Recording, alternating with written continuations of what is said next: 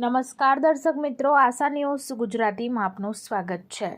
સમાચારમાં વાત કરીએ તો અબડાસા તાલુકાના ડુમરા ગામેથી સરકાર અને દાતાશ્રીઓના સહયોગથી અયોધ્યા, મથુરા, વૃંદાવન, હરિદ્વાર તેમજ ઉજ્જૈનની યાત્રા પૂર્ણ કરી 12મા દિવસે વતન પરત ફરતા તેમનું સત્કાર સમારંભ તેમજ મહાપ્રસાદનું આયોજન કરવામાં આવ્યું હતું।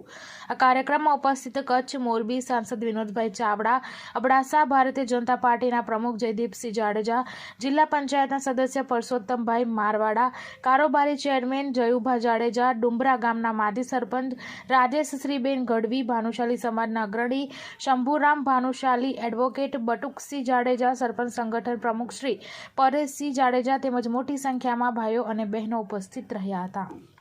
બ્યુરો રિપોર્ટ રમેશ ભાનુશાલી સાથે આશા ગુજરાતી ન્યૂઝ કચ્છ।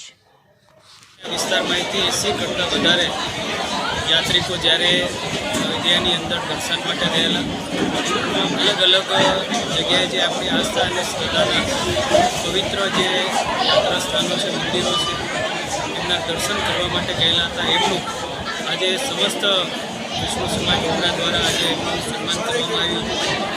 અમારા ભાઈ શ્રી જયદીપસિંહ જાડેજા અને એમની ટીમ દ્વારા આ સંપૂર્ણ યાત્રા સૌ વડીલોને જ્યારે કરાવી છે ત્યારે ખૂબ આજે આનંદનો અવસર છે। આજે અમારા ભારતીય જનતા પાર્ટીના પણ સૌ આગેવાનો સન્માન માટે આજે જોનારા હતા। હું અભિનંદન આપું છું જયદેવભાઈને કે જેમણે વડીલોને સૌને આજે અયોધ્યાની અંદર ભગવાન શ્રી રામના દર્શન કરાવ્યા છે અને અમને બધાનું સન્માન કરવાનો આજે અવસર મળ્યો છે।